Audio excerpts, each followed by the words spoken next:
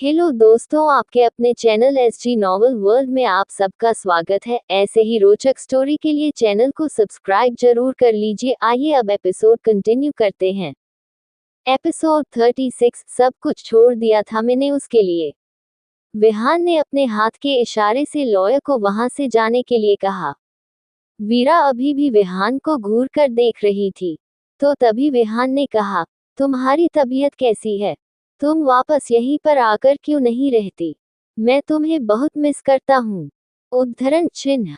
विहान की वही वापस बातें सुनकर वीरा को गुस्सा आ गया और उसने चिल्लाते हुए कहा, आपको एहसास भी है कि आप क्या कह रहे हैं और आप क्या कर रहे हैं? नहीं, आपको बिल्कुल भी एहसास नहीं है। अपने पास्ट में जो कुछ भी किया है वह सब भूलना आपके लिए आसान होगा, लेकिन मेरे लिए और बाकी सब के लिए बिल्कुल भी आसान नहीं है। उद्धरण चिन्ह। वीरा के बाकी सब का मतलब विराट और अनन्या से था, जो कि विहान भली भांति समझ रहा था।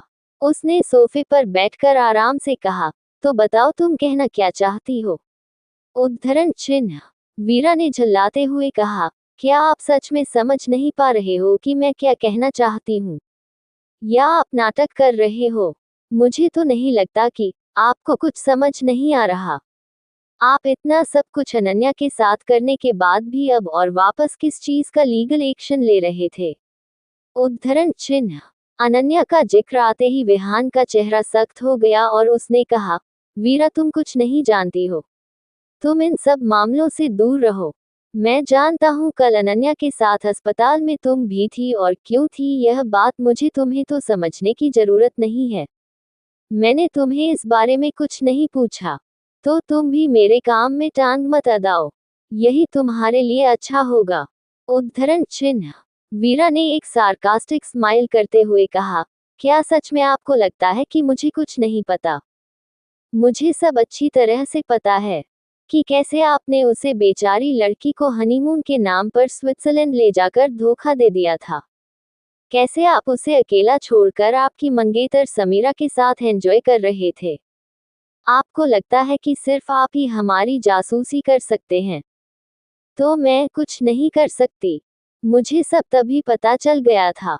इतना सब कुछ करने के बावजूद भी आप उसे अकेला नहीं छोड़ रहे हैं। वह खुद तो नहीं आई थी आपके पीछे आपसे शादी करने के लिए। आप खुद से उसके मंडप से उठा लाए थे। याद है ना आपको? प्यार के झूठे वादे कर करके आपने उसके दिल में प्यार पैदा किया और उसे छोड़ दिया। आप जैसा महान इंसान तो मैंने कभी नहीं देखा। लेकिन इसके बाद भी आपका मन नहीं भरा, तो अब फिर वापस उसके पीछे पड़ गए हैं। आपने जो किया था उसके बाद किसी भी नॉर्मल लड़की का उसे हादसे से उभर पाना बहुत मुश्किल था। वह किसी तरह से मूव ऑन कर रही है, तो इसमें भी आपको प्रॉब्लम है। आखिर आप चाहते क्या हैं? उद्धरण चिन्ह। वीरा की इतनी कड़वी बातें सुनकर विहान के दिल में एक टीस सी उठ रही थी। उसे यह सारी बातें पता थी, लेकिन वह कभी भी अपनी गलती को एक्सेप्ट नहीं करता था। लेकिन वीरा की बातों से उसके दिल में किसी खंजर की तरह वार हो रहा था। वीरा की बातें उसे काफी चुभ रही थी। वीरा और भी बहुत कुछ कहना चाहती थी, लेकिन जब उसने देखा कि विहान ने अपनी आंखें कसकर बंद कर ली है और उसके चेहरे पर दर्द के भाव हैं, तो वह चुप हो गई। विहान ने वीरा के चुप होते ही अपनी आंखें खोली और गुस्से में कहा, मैंने कोई प्यार का ढोंग नहीं किया था उसके साथ। शायद मैंने मेरी लाइफ में पहली बार किसी से सच्चा प्यार किया था। लेकिन मैं नहीं चाहता था कि मेरे पुराने अफेयर्स की तरह अनन्या भी मेरे पीछे मेरे पैसों के लिए आए। मैं चाहता था कि वह मुझे अपनाए, ना कि मेरे नाम के पीछे जुड़े मेरे खुराना सरनेम को। इसीलिए मैंने उसे वह सारी बातें कही और उसे वह सारे फोटोज भेजे। मैं देखना चाहता था कि इसके बावजूद भी क्या वह मेरे साथ रहेगी। उसके लिए हर चीज को छोड़ दिया था मैंने। मेरे म्यूजिक, मेरे पैशन को छोड़ा।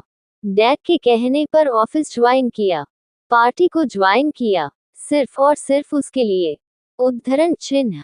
इतना कहकर विहान चुप हो गया। तो वीरा ने सार्कास्टिक स्माइल करते हुए कहा, तो आप चाहते थे कि आपके वह सारे कारनामे देखने के बाद भी अनन्या आपके साथ रहे? वाह, बहुत खूब। आपका इस तरह से प्यार टेस्ट करने का तरीका तो मैंने पहली बार ही सुना है। कोई भी स्वाभिमानी लड़की ऐसे इंसान के साथ रहेगा नहीं जो उसे उसके एक रात की कीमत के नाम पर ब्लैंक चेक अदा करे। उद्धरण चिन्ह।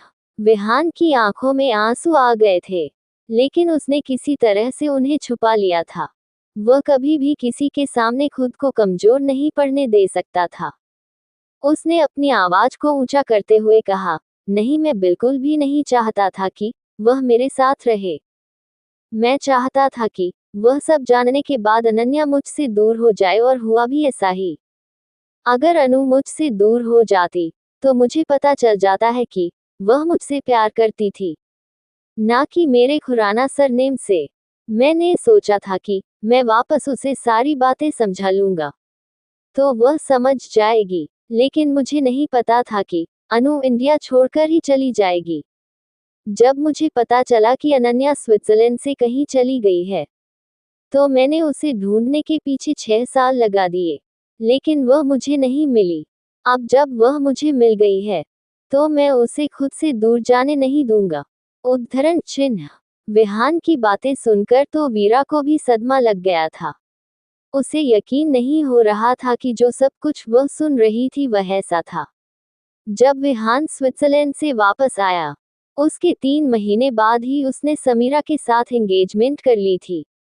वीरा को लगने लगा था कि विहान के लिए भी उसके डैड की तरह ही पैसे और स्टेटस ही सबसे बढ़कर है, जिस वजह से उसने अनन्या को समीरा के लिए छोड़ दिया। तभी वीरा को याद आया कि अनन्या का तो एक बेटा भी है। उसे अब अपने भाई पर भी और भी ज्यादा गुस्सा आ रहा था, लेकिन उसे इस तरह से इमोशनल देखकर उसने अपने जज्बातों पर काबू रखा और कहा, लेकिन अब पछताने से कोई फायदा नहीं है। वह काफी आगे बढ़ चुकी है अपनी लाइफ में, तो अच्छा होगा कि आप उनकी लाइफ में इंटरफेयर ना ही करें। उनके लाइफ में ऑलरेडी कोई है और उनका बेटा भी है। उद्धरण चिन्ह। विहान की आंखों में अगले ही पल चमक आ गई और उसने कहा, वह किसी और का नहीं, मेरा बेटा है। उद्धरण चिन्ह। जैसे ही विहान ये कहा, वीरा के लिए यह एक और शॉकिंग न्यूज थी। जिस बच्चे को वह अब तक विराट का बच्चा समझ रही थी, उसके बाद उसे पता चला कि वह अनन्या का बच्चा है। अब उसे पता चल रहा है कि यह किसी और का नहीं बल्कि उसके अपने भाई का बेटा है। वह अपने आप को संभाल नहीं पाए और सोफे पर बैठ गई। उसे अब बातें कुछ कुछ समझ आ रही थी कि आखिर विहान वापस अनन्या के पीछे क्यों पड़ा हुआ होगा। वो कुछ सोच रही थी कि अचानक उसके दिमाग में कुछ आया और वो गुस्से में उठ खड़ी हुई। उसे इस वक्त विहान पर काफी गुस्सा आ रहा था। वीरा अपने जगह से उठी और उसने विहान को घूरते हुए कहा, आपके इस प्यार के टेस्ट की वजह से ना जाने उस छोटे से बच्चे ने इतने साल तक क्या क्या सह था। ना जाने कैसे अनन्या भाभी ने अकेले बच्चे को जन्म दिया और उसे पाला, लेकिन आपको अभी भी अपनी गलती का 1% भी पछतावा नहीं है। वाह मिस्टर खुराना वाह, आखिर आपको भी आपकी खुदगर्जी विरासत से मिल ही गई। उद्धरण चिन्ह। इतना कहकर उसने विहान को ऐसे देखा जैसे किसी गंदी चीज को देख लिया हो और उसने नजरें फेर ली। विहान को तो यकीन ही नहीं हो रहा था कि अभी अभी वीरा ने क्या कहा। उसके दिमाग में वीरा की ही बातें घूम रही थी। शर्मा हाउस में अनन्या ने वेद को तैयार कर दिया था। अनन्या ने तय कर लिया था कि वो अब वापस लंदन चली जाएगी, और इस बार वो गायत्री जी को भी अपने साथ ही ले जाएगी। इस पर सभी राजी हो चुके थे। सभी नीचे डाइनिंग टेबल पर ब्रेकफास्ट करने के लिए बैठे हुए थे। Episode 37 legal action. वेद को गायत्री जी नाश्ता करा रही थी। वही अनन्या ने ब्रेड का एक बाइट लेते हुए विराट की तरफ देखकर उससे पूछा, मैंने तुमसे कहा था ना, क्या हुआ? बात हुई लॉयर से? उद्धरण चिन्ह। विराट ने खाते हुए ही जवाब दिया, नहीं, क्योंकि उसके बाद से ही हम तुम्हें ढूंढने में लग गए थे कि लॉयर से बात करने का समय मिला ही नहीं।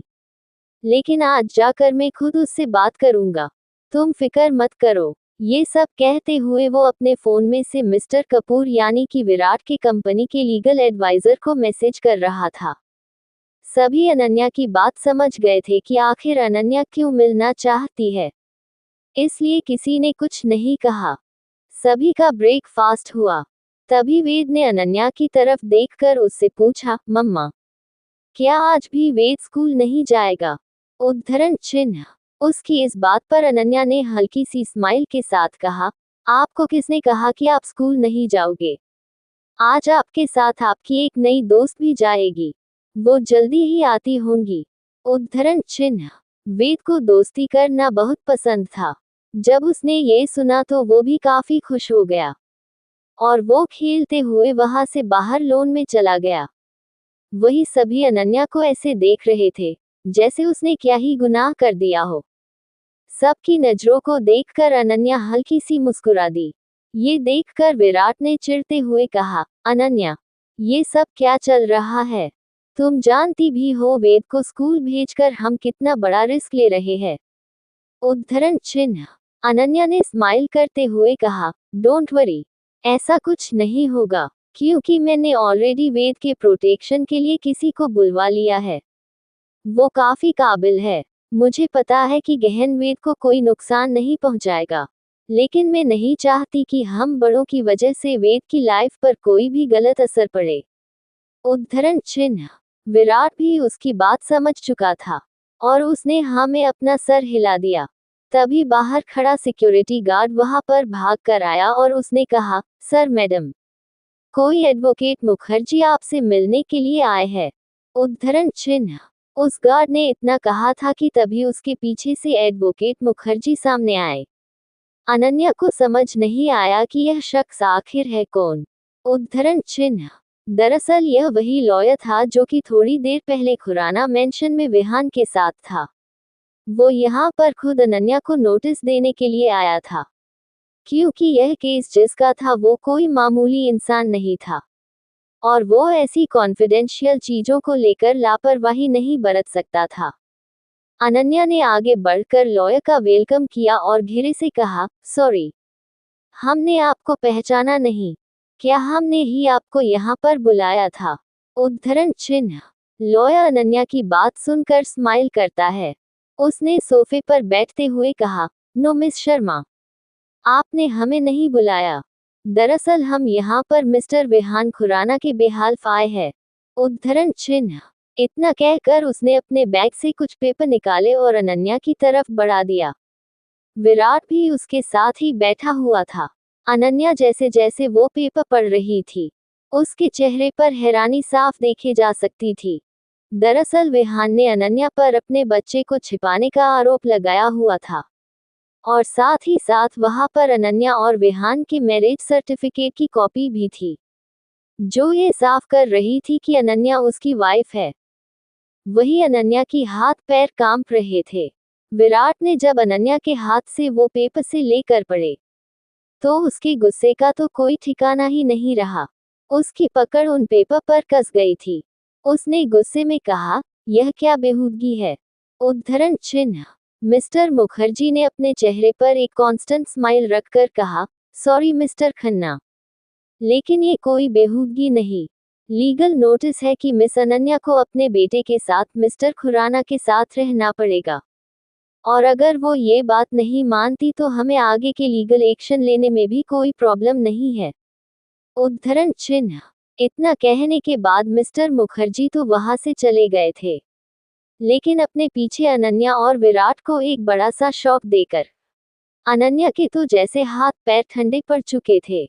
उसे ऐसे देखकर विराट ने उसे समझाते हुए कहा, तुम घबराओ मत, मैं अभी मिस्टर कपूर से मीटिंग अरेंज करता हूँ। ऐसे कैसे ये हमें वेद को छीनने की धमकी दे सकते हैं? उद्धरण चिन्ह। वो ये सारी बातें कर ही रहे थे कि तभी उनके कानों में बाहर से किसी तोड़फोड़ की आवाज आई। वेद के लोन में होने की याद आते ही अनन्या घबरा गई और वो सारी बातें को साइड में रखकर जल्दी से भागकर बाहर की तरफ जाने लगी। हालांकि अभी भी उसे चलने में अभी भी कहाँ प्रॉब्लम हो रही थी, लेकिन वो जैसे बाहर आई तो वहां का नजारा देखकर उसकी आंखें हैरानी से फैल चुकी थी।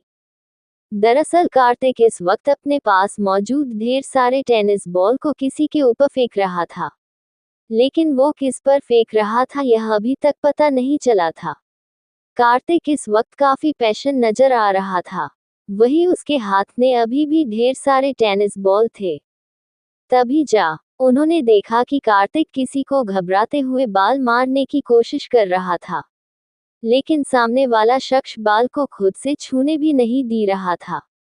एपिसोड 38 विहान और वेद की मुलाकात। अनन्या ने जब उस शख्स को देखा तो वो हैरान रह गई। उसने अपना सर पीट लिया। अनन्या ने जाकर कार्तिक को रोकने की कोशिश की तो कार्तिक ने हड़बड़ाते हुए कहा, दी, आप लोग अंदर जाओ, ये बहुत डेंजर लग रही है। उद्धरण चिन्ह। अनन्या को उसकी बात सुनकर हंसी आ गई। वही पास में खड़ा वेद कार्तिक को चीयर कर रहा था। उसने अपने हाथों को उछलते हुए कहा, मामू, यू कैन डू इट। उद्धरण चिन्ह। अनन्या ने अब अपना सर पीट लिया। वो जल्दी से कार्तिक के हाथ से टेनिस बॉल लेती है। कार्तिक हैरानी से उसे देखने लगा। तभी वो शख्स जिसे अभी तक कार्तिक मार रहा था, वो सामने आकर खड़ी हो गई। उसने ब्लैक कलर का सूट पहना हुआ था। उसके आंखों पर ब्लैक शेड्स थे। वो एक लड़की थी जिसकी उम्र लगभग 22 से 30 साल थी। वो अनन्या के सामने आकर रुक गई और उसने ग्रिट करते हुए अनन्या से कहा, good morning miss Sharma. Sorry, मैं अपने टाइम से 10 मिनट लेट हूँ, बट मिस्टर कार्तिक मुझे अंदर आने ही नहीं दे रहे थे। उद्धरण चिन्ह। कार्तिक को जब ये पता चला कि सामने खड़ी इंसान को अनन्या ने बुलाया है तो वो झिप गया। उसने धीमे से कहा, सॉरी, पर तुम्हें मुझे बताना चाहिए था। मुझे लगा कि कोई हमला कर रहा है। उद्धरण चिन्ह। कार्तिक खड़ी लड़की उसे अजीब तरह से देखने लगी और उसने कहा, सॉरी मिस्टर कार्तिक, लेकिन आपने मुझे बताने का मौका ही नहीं दिया और आप बच्चों की तरह मुझ पर टेनिस बॉल से अटैक कर रहे थे। इस बार ट्राई कर लिया, लेकिन अगली बार अगर किसी ने असली में हमला कर दिया तो ये सब काम नहीं आएगा। उद्धरण चिन्ह। एक लड़की से ऐसी बातें सुनकर कार्तिक को बहुत ही ज्यादा शर्मिंदगी फील हो रही थी। तभी अनन्या ने उनकी बातों को बीच में इंटरप्ट करते हुए कहा, खैर छोड़ो। विराट, कार्तिक, ये है मिस सोनम। यह आज से जब तक हम यहाँ पर है वेद के बॉडीगार्ड का काम करेगी। उद्धरण चिन्ह। कार्तिक ने बीच में टोकते हुए कहा, लेकिन दी, डोंट यू थिंक आपको कोई मेल बॉडीगार्ड रखना चाहिए। उद्धरण चिन्ह। उसकी बात सुनकर सोनम गुस्से में उसे घूरने लगी, क्योंकि उसे बिल्कुल भी नहीं पसंद था कि उसका कंपैरिजन किसी लड़के से करे। वो एक सेल्फ इंडिपेंडेंट लड़की थी। अनन्या ने कार्तिक को समझाते हुए कहा, ऐसा नहीं है कार्तिक, सोनम काफी टैलेंट लड़की है। वो अपने बॉडीगार्ड टीम की लीडर है। वो मार्शल आर्ट्स में भी ब्लैक बेल्ट है। उद्धरण चिन्ह। कार्तिक हैरानी से सोनम को देखने लगा। यह इतनी दुबली बल्ली सी लड़की मार्शल आर्ट्स में ब्लैक बेल्ट है, ये सोचकर ही वो डर गया। अनन्या सोनम को लेकर अंदर जाने लगी। उसने सोनम और वेद फ्रेंडशिप करवाए ताकि वेद को सोनम के साथ अनकंफर्टेबल फील न हो। उसने सोनम को अपने कपड़े चेंज करने के लिए भी कहा ताकि वह स्कूल में बच्चे डरे न। वो नहीं चाहती थी कि वेद की वजह से बाकी बच्चों को कोई भी डिस्टर्बेंस हो। अनन्या ने सोनम को कपड़े चेंज करने के लिए कहा और अपने कुछ कपड़े दिए ताकि वो सिविलियन की तरह वेद की केयर टेकर की तरह उसके साथ रहे। जैसे ही कार्तिक ने अपने सामने से आ रही सोनम को देखा वो हैरान रह गया। वो अनन्या के कपड़ों में काफी सुंदर दिख रही थी। उसने एक टी शर्ट और जीन्स पहना हुआ था। वो काफी क्लासी और एलिगेंट लग रही थी। वेद भी स्कूल जाने के लिए रेडी हो चुका था। अनन्या ने सोनम की जिम्मेदारी पर वेद की उसके साथ भेज दिया। वो खुद आज विराट के साथ लॉयर से मिलने वाली थी। वही दूसरी तरफ विहान ने आज हमेशा की तरफ बिजनेस सूट नहीं पहना हुआ था। उसने आज एक ब्लू कलर का शर्ट और ब्लैक पेंट पहनी हुई थी। उसकी शर्ट की ऊपरी 2 बटन खुले हुए थे, जिसमें उसकी ब्रॉड मस्कुलर चेस्ट दिख रही थी। उसे याद था कि ब्लू कलर अनन्या का पसंदीदा कलर था। उसने अपने आंखों पर शेड्स चढ़ाए और वो खुराना मेंशन से बाहर आ गया। वो आज किसी मॉडल से कम नहीं लग रहा था। विहान के चेहरे पर आज कार ड्राइव करते समय हल्की सी स्माइल थी। आज वो खुद ही गाड़ी चलाकर जा रहा था। उसके साथ इस वक्त कोई भी बॉडीगार्ड नहीं था। आज उसने बड़े दिनों बाद अपनी फेवरेट रेड लैम्बोर्गिनी को चलाने के लिए बाहर निकाला था। जब से वो अनन्या से दूर हुआ था, उसने ये कार यूज कर बंद कर दिया था। हालांकि यह उसकी सबसे पहली और फेवरेट कार थी। आज वो अपने बेटे से यानी कि वेद से मिलने के लिए स्कूल जा रहा था। को चाहता था कि अपने बेटे के सामने वो आइडियल डैड बने। वो नहीं चाहता था कि जिस तरह से वो अपने डैड को नापसंद करता है वैसे उसका बेटा ना करे। थोड़ी ही देर में उसकी गाड़ी वेद के स्कूल के सामने रुक गई। क्लासेस स्टार्ट हो चुके थे और इस वक्त गार्डन में कोई नहीं था। किसी आउटसाइडर को अंदर आने की परमिशन नहीं थी, लेकिन अनन्या ने स्पेशल पीस मिशन लेकर सोनम को गेट के अंदर आने की परमिशन दिलाई थी। सोनम इस वक्त उसके क्लास के बाहर खड़ी थी। वही विहान बिना किसी रोक टोक के अंदर आ गया। हालांकि वॉचमैन ने उसे रोका था, लेकिन इस बात का फर्क विहान को कहाँ ही पड़ने वाला था। विहान सीधा बिना नॉक किए प्रिंसिपल के केबिन में आ गया। प्रिंसिपल विहान को देखते ही उठ खड़ी हुई। आखिर मुंबई में कौन नहीं जानता था विहान को। विहान ने अपने एक हाथ से प्रिंसिपल को बैठने का इशारा किया और खुद बड़े ही टशन के साथ जाकर उसके सामने वाली सीट पर बैठ गया। प्रिंसिपल कुछ कहता इससे पहले विहान ने डिस्परेट होते हुए कहा, मुझे वेद शर्मा से मिलना है। उद्धरण चिन्ह। विहान की बात सुनकर प्रिंसिपल थोड़ा हिचकिचाने लगी, क्योंकि अनन्या ने स्पेशली किसी भी अनजान इंसान को वेद से दूर रखने के लिए कहा था। लेकिन उसके सामने बैठा ये शख्स कोई मामूली शख्स नहीं था। वो कुछ कहता इससे पहले विहान की कोल्ड वॉइस उसके कानों में पड़ी, तो क्या आप ये चाहती है कि यह स्कूल कल तक बंद हो जाए? उद्धरण चिन्ह। विहान की बात सुनकर वो प्रिंसिपल घबरा गई। उसने कहा, नो नो सर, ऐसा कुछ नहीं है। मैं अभी वेद शर्मा को यहाँ पर बुलाती हूँ। उद्धरण चिन्ह। इतना कहकर उसने बेल बजाए और पियोन से वेद को अकेले बुलाने की सख्त हिदायत दी। प्रिंसिपल के कहने पर वेद वहां आ तो गया था, लेकिन उसके पीछे पीछे सोनम भी आ गई थी। सोनम वही प्रिंसिपल केबिन के बाहर रुक गई। वेद ने प्रिंसिपल मैडम से परमिशन मांगी, मे आई कम इन मैम? उद्धरण चिन्ह। वेद की आवाज सुनकर प्रिंसिपल मैडम और विहान दोनों की ही नजर और उसकी तरफ चली गई। पहली बार अपने बेटे को आंखों के सामने देखकर विहान थोड़ा इमोशनल हो गया, लेकिन उसने जल्द ही खुद को संभाल लिया। प्रिंसिपल ने वेद को अंदर आने के लिए कहा। प्रिंसिपल मैडम ने वेद की तरफ देखकर विहान को इंट्रोड्यूस करते हुए कहा, वेद आपसे मिलने के लिए कोई आया है। उद्धरण चिन्ह। जिसके बाद विहान ने प्रिंसिपल को कुछ इशारा किया और प्रिंसिपल वहां से चली गई। वेद प्रिंसिपल मैडम को चाहते हुए देख रहा था, साथ ही साथ उसकी नजर विहान पर भी बनी हुई थी। इस वक्त प्रिंसिपल के केबिन में उन दोनों के अलावा कोई नहीं था। वेद को पहले तो थोड़ा अजीब लगा, लेकिन उसने रिस्पेक्टफुली विहान के सामने झुकते हुए उससे कहा, good afternoon sir, I am Vedant Sharma, very nice to meet you. उद्धरण चिन्ह। वेद के बिहेवियर को देखकर विहान काफी ज्यादा इम्प्रेस था। वह अपनी जगह से उठ खड़ा हुआ और वेद के सामने आ गया। वेद हालांकि विहान को नहीं जानता था, लेकिन उसे विहान से कोई बैड वाइब्स नहीं आ रही थी। विहान ने अपने घुटनों के बल बैठकर वेद से प्यार से पूछा, ओके वेदांत शर्मा, क्या मैं तुम्हें वेद बुला सकता हूँ? उद्धरण चिन्ह। वेद की आंखों में एकदम से चमक आ गई और उसने कहा, yes you can call me Ved. Ved की मम्मा और वेद के सारे फ्रेंड्स वेद को वेद ही बुलाते हैं। उद्धरण चिन्ह। अपने बेटे की इस बात पर विहान के चेहरे पर एक बड़ी सी स्माइल आ गई। एपिसोड 39 डाइवोर्स और शादी का फैसला। विहान वेद को अपनी बाहों में भरना चाहता था। उसे बहुत लाड दुलार करना चाहता था। उसे बताना चाहता था कि वो कोई और नहीं बल्कि उसका अपना डैड है। लेकिन इससे पहले उसे वेद से बात करना जरूरी था। विहान ने वेद को अपने गोद में उठाकर सीट पर वापस बैठते हुए पूछा, अच्छा तो वेद, आप किस क्लास में हो और आप कहाँ पर रहते हो? उद्धरण चिन्ह।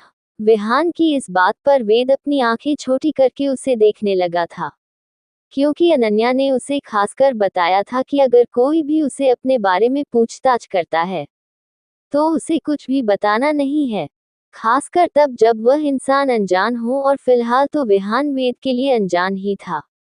वेद ने पाउट बनाते हुए पूछा, सॉरी सर, बट वेद आपको नहीं जानता। और वेद की मम्मा ने वेद को बताया है कि वेद को अपनी पर्सनल इंफॉर्मेशन किसी से भी शेयर नहीं करनी है। उद्धरण चिन्ह। विहान वेद से बात करना चाहता था, लेकिन वेद का बात करने का लहजा देखकर विहान को समझ नहीं आ रहा था कि वह कैसे बात शुरू करे। उसने कुछ सोचते हुए वेद से कहा, अच्छा तो वेद, आपके पापा क्या करते हैं? आप इतना तो मुझे बता सकते हैं। उद्धरण चिन्ह। पापा का जिक्र आते ही वेद एकदम से गुस्से में भर गया। पहले वेद अपने पापा का जिक्र सुनने के बाद इतना ज्यादा गुस्सा नहीं होता था, लेकिन जब से उसने अनन्या की हालत देखी थी, उसे अपने पापा शब्द से ही गुस्सा था। वेद के बदलते फेस एक्सप्रेशन विहान भी देख सकता था। तभी अचानक से वेद विहान के गोद से नीचे जंप करके उतर गया। इसके बाद वह किसी डिसिप्लिन स्टूडेंट की तरह खड़ा होकर विहान की तरफ देखने लगा। उसने गुस्से में विहान को घूरते हुए कहा, sorry sir, but you are getting personal. और जब आप इतना इंसिस्ट कर ही रहे हैं, तो वेद आपको बता दे रहा है कि वेद का कोई पापा नहीं है, और वेद को पापा चाहिए भी नहीं। अगर आपके सवाल जवाब हो गए हो तो मैं अपनी क्लास में जाऊं। उद्धरण चिन्ह। अपने बेटे के एटीट्यूड को देखकर एक पल को विहान भी हैरान रह गया था। उसे यकीन नहीं हो रहा था कि यह छोटू सा बच्चा उसका अपना है, जिसकी नाक पर गुस्सा भर भर कर है।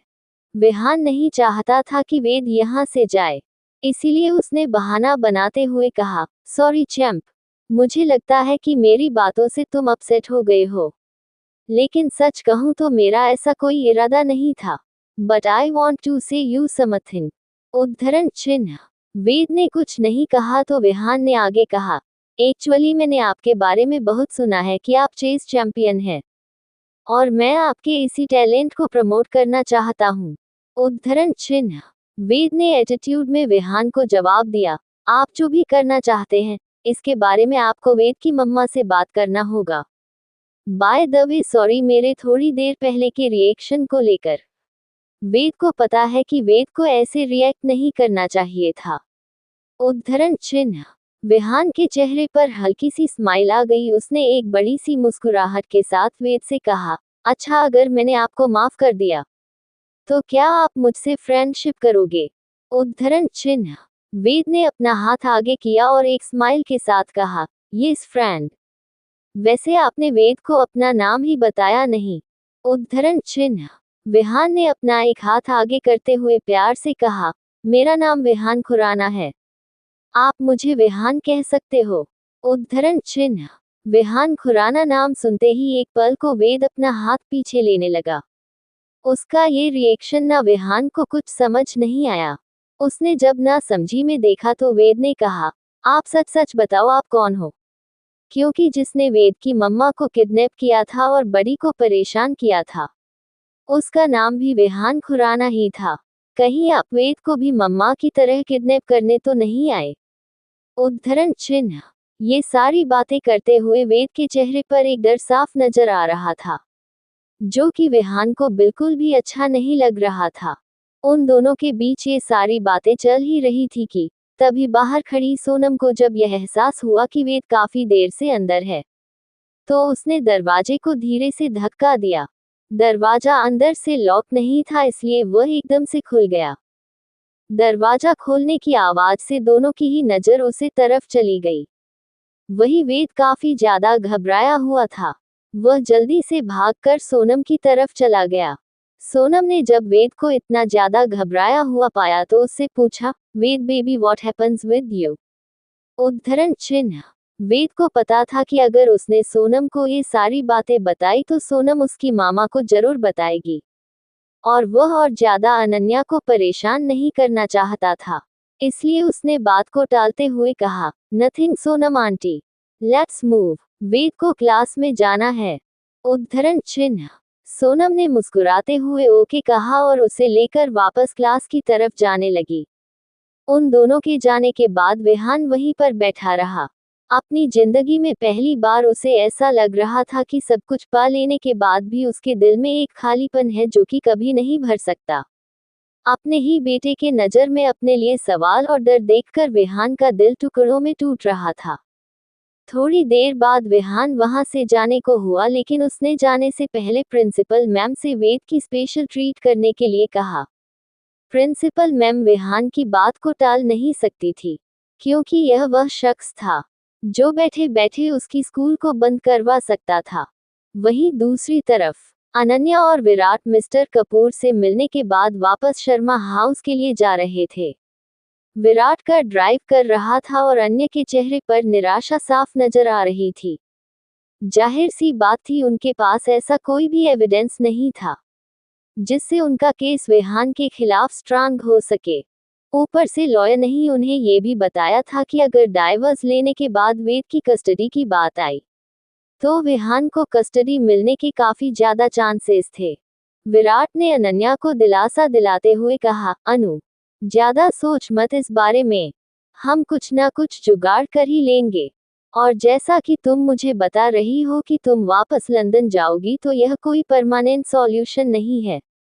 अब जब विहान को ये पता चल गया है कि तुम लंदन में थी, तो उसे तुम्हें वहां पर भी ढूंढने में ज्यादा समय नहीं लगेगा।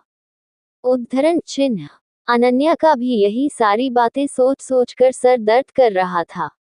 तभी अन्य ने को सोचते हुए कहा, क्या ऐसा हो सकता है कि जैसा कि लॉयर ने कहा, मैं अगर किसी से शादी कर लेती हूँ तो वेद की कस्टडी मुझे मिल सकती है।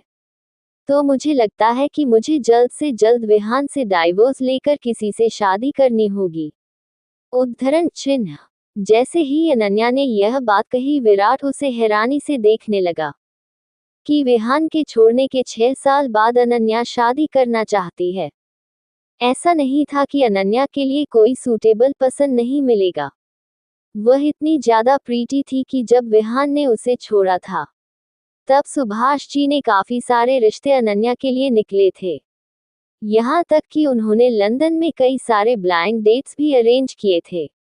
लेकिन जब उन्हें अनन्या के प्रेग्नेंट होने के बारे में पता चला तो अनन्या ने साफ इनकार कर दिया। वह अब अपनी जिंदगी में किसी को नहीं चाहती थी। यहाँ तक कि उनके कंपनी के सीईओ मिस्टर पार्थ गोयल भी अनन्या के पीछे दीवाने थे। उन्होंने 3 साल पहले अनन्या को प्रपोज किया था, जिसे अनन्या ने साफ साफ वेद के बारे में बताकर रिजेक्ट कर दिया था। हालांकि पार्थ ने वेद को भी एक्सेप्ट करने की बात कही थी, लेकिन अनन्या नहीं चाहती थी, तो उसने पार्थ को कभी भी झूठी आशा नहीं दिखाई। लेकिन अनन्या को अब लग रहा था कि शायद उसे जल्द से जल्द विहान के साथ डाइवोर्स लेकर किसी से शादी करनी होगी। उसे डाइवोर्स भी काफी आसानी से मिल सकता था, क्योंकि यह बात सभी जानते थे कि विहान की ऑलरेडी सगाई हो रखी थी। और जहां तक बात अनन्या की थी, तो अन्य के बारे में कोई भी नहीं जानता था। जितने समय के लिए अनन्या विहान के साथ थी, तब के लिए वह उसकी मामूली गर्लफ्रेंड की तरह ही थी, जिसे विहान हर महीने चेंज करता रहता था। अनन्या ने अपने बैग से डाइवोर्स पेपर निकले, जिससे अभी अभी उसने लॉयर से लिया था। ये देखते हुए उसे अपने और विहान की शादी के बाद के पल याद आने लगे। विहान के साथ शादी होने के बाद उसने एक पल भी यह एहसास नहीं होने दिया था कि वह जो कर रहा था वह नाटक था। प्यार के मामले से हमेशा दूर दूर रहने वाली अनन्या भी विहान के प्यार में पड़ गई थी। अचानक उसके दिमाग में वह सुबह आई जब उसकी दुनिया ही पलट गई थी। ये सारी बातें सोचते हुए उसकी आंखों से एक आंसू का कतरा नीचे लुढ़क गया। Episode 40 blind date. वह ये सारी बातें सोच ही रही थी कि तभी विराट ने उसका ध्यान अपनी तरफ खींचने के लिए कहा, तुम फिलहाल शादी के बारे में मत सोचो। किसी तरह से तुम्हें विहान से डाइवोर्स लेना है। अगर वह सीधी तरह से दे देता है तो ठीक है, नहीं तो हम उसे पर कैसे करेंगे। उद्धरण चिन्ह। अनन्या ने भी उसकी बात पर हम ही भरते हुए हाँ में अपना सर हिला दिया। ऐसे ही बातें करते हुए वह थोड़ी ही देर में शर्मा हाउस आ गए थे। जैसे ही अनन्या और विराट ने घर के अंदर कदम रखा तो उन्होंने देखा कि हाल में 3 लोग बैठे हुए थे। अनन्या ने जैसे ही उन लोगों को देखा तो उसके चेहरे पर एक बड़ी सी स्माइल आ गई। दरअसल यह अनन्या के मामा मामी और उनका बेटा था। अनन्या के सबसे मुश्किल वक्त में ये लोग ही थे जो उसके साथ में थे। अनन्या उनके काफी क्लोज थी। अनन्या ने जल्दी से जाकर अपनी मामी को गले लगा लिया। वहीं अनन्या की मामी ने भी अनन्या को दुलार किया। उन्हें इस तरह से देखकर गायत्री जी वहीं पास में बैठे हुए मुस्कुरा रही थी। वहीं दूसरी तरफ खुराना मेंशन में रेड कलर का शॉर्ट स्कर्ट क्रॉप टॉप पहने हुए एक लड़की अपनी हाई हील्स की टिकटक की आवाज करते हुए बड़े ही एटीट्यूड के साथ घर के अंदर चली जा रही थी। वहां पर मौजूद किसी ने भी उसे रोकने की सहमत नहीं उठाई। उसे लड़की की आंखों पर बड़े से गॉगल्स लगे हुए थे जिन्हें वह निकाल कर अपने बालों में टांगती है और बड़े ही एटीट्यूड के साथ हाल में बने सोफे पर बैठती है। उसके आने का पता लगता ही अपने कमरे से मनीषा खुराना और रविंदर खुराना जल्दी से आ गए थे। उन दोनों को देखते ही उसे लड़की के अब तक जो एटीट्यूड भरे एक्सप्रेशन थे वह एकदम से चेंज हो गए थे। उसके चेहरे पर अब एक प्यारी सी स्माइल थी, जो उसके रेड लिपस्टिक से सनी हुए होठों पर काफी खूबसूरत दिख रहे थे। उन दोनों को देखकर उसे लड़की ने खड़े होकर अपने हाथ जोड़ते हुए किसी संस्कारी लड़की की तरह कहा, नमस्ते अंकल आंटी। आप दोनों ने मुझे इतनी अर्जेंटली क्यों बुलाया? उद्धरण चिन्ह। वह लड़की कोई और नहीं बल्कि विहान गर्लफ्रेंड कम मंगेतर समीरा ग्रोवर थी। रविंदर खुराना उसे देखकर काफी खुश नजर आ रहे थे। वही मनीषा खुराना के चेहरे पर उसे देखकर कुछ खास खुशी नजर नहीं आ रही थी। हालांकि मनीषा खुराना पहले उसे काफी पसंद करती थी, लेकिन जब से उन्हें समीरा की हरकतें और उसके इंटेंशन पता चले थे, उन्हें अब अपने बेटे की फिक्र होने लगी थी।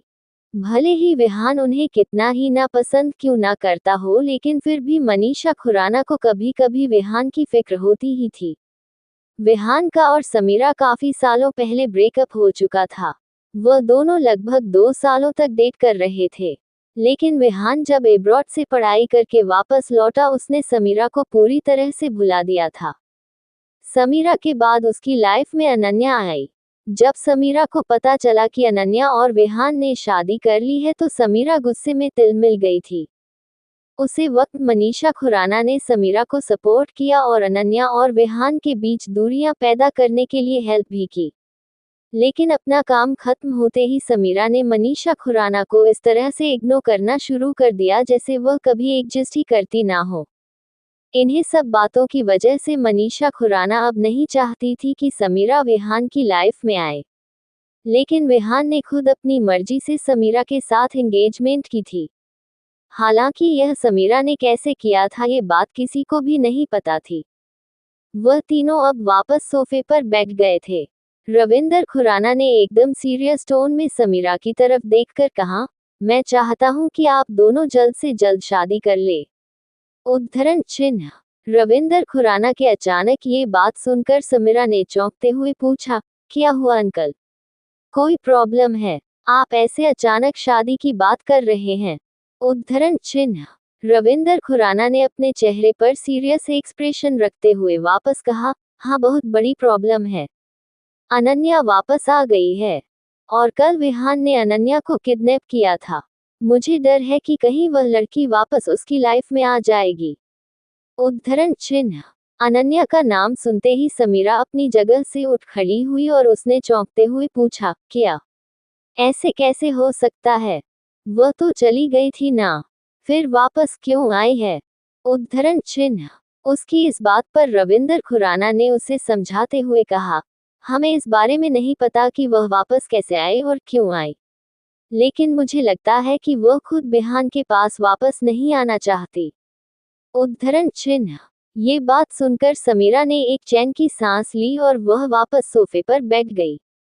उसे इस तरह से रिलैक्स देखकर रविंदर खुराना ने समझते हुए कहा, तुम्हें इतना रिलैक्स होने की जरूरत नहीं है। भले ही वह लड़की वापस नहीं आना चाहती है, लेकिन विहान के बारे में पता ही है। अगर विहान अपनी जिद पर है गया और वह किसी चीज को पाने के लिए पीछे पड़ा तो हम में से कोई भी उसे रोक नहीं सकेगा। इस बात को हमसे बेहतर तो तुम ही समझती हो। उद्धरण चिन्ह। रविंदर खुराना की बात सुनकर समीरा अपने पुराने दिनों के ख्यालों में गुम हो गई कि कैसे जब अनन्या विहान की लाइफ में थी, विहान किस तरह से उसे हमेशा प्रोटेक्ट करता था और हमेशा उसे पैम्पर करता रहता था। वही समीरा को वह कुछ ज्यादा भाव नहीं देता था। उसने बड़ी मेहनत मशक्कत के बाद विहान के दिल में अपने लिए भरोसा जताया था। तब जाकर कहीं वह विहान और अनन्या के बीच दूरी लाने में कामयाब हुई थी। उसने धीरे धीरे विहान को अपने भरोसे में ले लिया था और उसे किसी तरह से कन्विंस किया था कि अनन्या का किसी लड़के के साथ अफेयर चल रहा है। जबकि विहान ने अनन्या के साथ जबरदस्ती शादी की थी, तो विहान को लगने लगा कि शायद अनन्या उसे चीट कर रही है। इसी के चलते उसने हनीमून वाली रात को वह सब किया था। ये सब बातें अपने दिमाग में आते ही समीरा एकदम से हड़बड़ा कर उठ खड़ी हुई। जाहिर सी बात थी, वह नहीं चाहती थी कि अनन्या वापस विहान की लाइफ में आए। रविंदर खुराना ने वापस उसे समझाते हुए कहा, तुम्हें इस वक्त शांति से काम लेना होगा और जल्द से जल्द तुम दोनों को शादी कर लेनी चाहिए। वैसे भी 6 साल हो गए तुम दोनों की एंगेजमेंट हुए। उद्धरण चिन्ह। इस बात को सुनते ही समीरा का चेहरा एक बार फिर से उतर गया। उसने लाचारी भरी नजरों से रविंदर खुराना की तरफ देखकर उनसे कहा, अंकल ऐसी बात नहीं है कि मैं विहान से शादी नहीं करना चाहती, जबकि मैंने कितनी बार ही विहान से इस बारे में बात की है, लेकिन विहान है कि शादी के लिए राजी ही नहीं है। उद्धरण चिन्ह। समीरा की इस बात ने रविंदर खुराना को टेंशन में डाल दिया था। वही मनीष खुराना तो बस अब यही चाहती थी कि किसी तरह से अनन्या वापस विहान की लाइफ में आ जाए और समीरा चली जाए। हालांकि वह अनन्या को कुछ खास पसंद नहीं करती थी, क्योंकि अनन्या का स्टेटस उनके बराबरी का नहीं था, लेकिन वह समीरा से लाख गुना बेहतर थी। वहीं दूसरी तरफ शर्मा हाउस में अनन्या ने जब सारी बातें अपनी मामा मामी को बताई तो अनन्या की मामी ने सुझाव देते हुए कहा, अनु हमें लगता है कि तुम्हें अब शादी कर लेनी चाहिए। तुम्हारे लिए ना सही, लेकिन वेद को उसके पापा की जरूरत है। और जैसा कि तुमने कहा कि तुम्हें केस जीतने के लिए अगर वेद को उसके माँ और पापा दोनों का साथ चाहिए, और विहान सिंगल है, तो तुम्हें जल्द से जल्द शादी कर लेनी चाहिए। उद्धरण चिन्ह। अनन्या भी हालांकि यह बात जानती थी, लेकिन उसे कुछ समझ नहीं आ रहा था। तभी अनन्या की मामी ने अन्य को समझाते हुए कहा, तुम फिक्र मत करो अनु, मेरी पहचान में कुछ इंडियन लड़के हैं जो कि वेल सेटल्ड और काफी अच्छी फैमिली से बिलोंग करते हैं। मैं तुम्हारी ब्लाइंड डेट अरेंज करती हूँ। उद्धरण चिन्ह। बाकी का नेक्स्ट एपिसोड नेक्स्ट पार्ट में कवर करेंगे। कहानी को लाइक शेयर कमेंट जरूर करें और प्लीज लाइक भी जरूर करें। Thank you.